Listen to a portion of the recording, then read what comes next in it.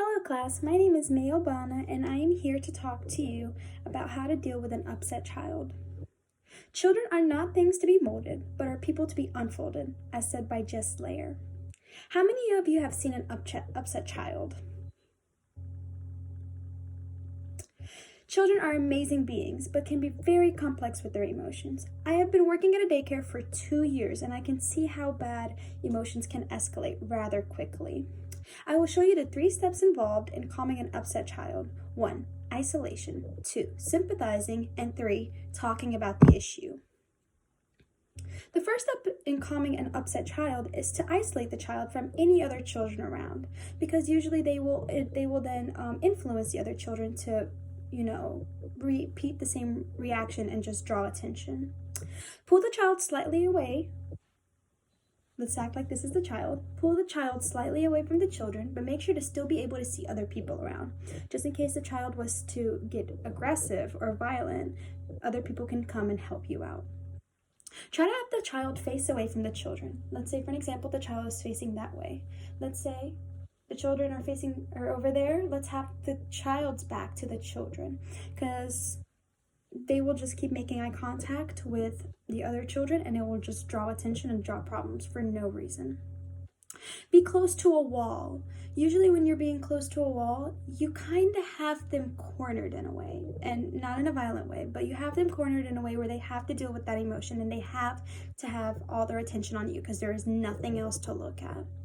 Make sure that there are no loose objects nearby. For example, a cord, a vase, whatever it is, because at any moment, if the child gets too aggressive, they can grab it and hurt you with it. And that will just escalate the problem more than it actually needs to be. Stay away from sharp objects for the same reason.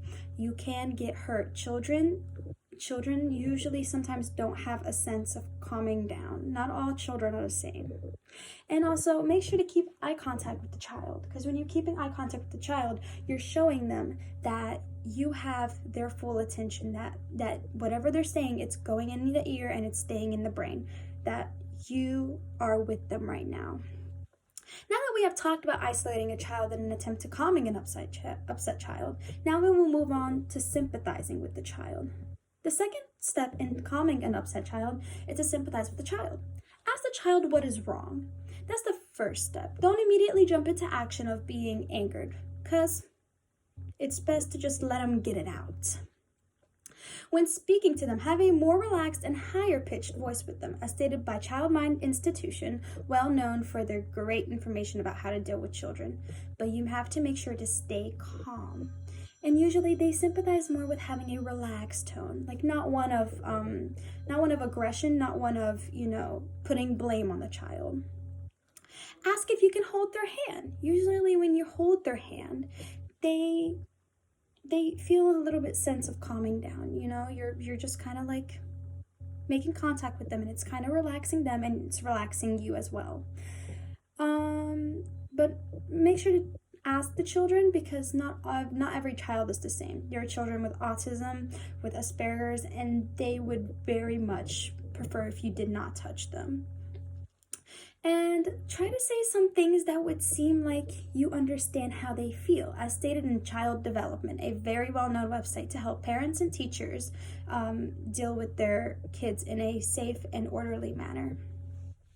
Say things such as, "I am sorry you feel that way," just to kind of sympathize with the child, that you understand that they feel some sort of way and that you understand it. You understand how they feel. As well as say things as, "I understand that you're upset," just to kind of get them understanding that you are with them on it.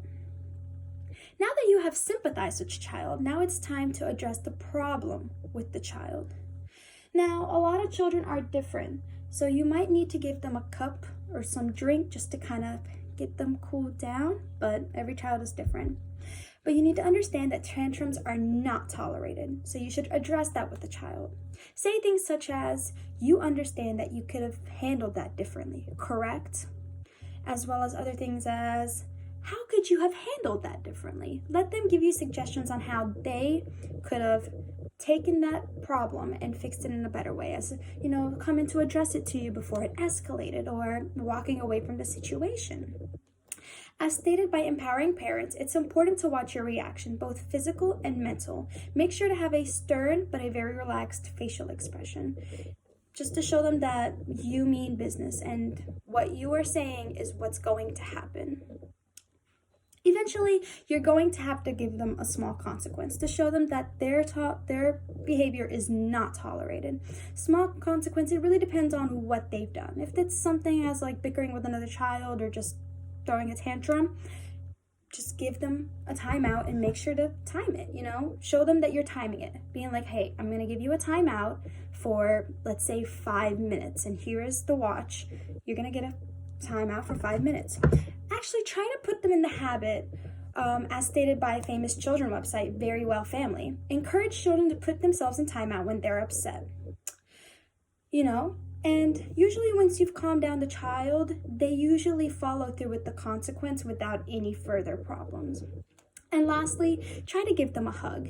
Usually after you give them a hug and you take them to their consequence, they will do the consequence, and usually it's patty cake after that.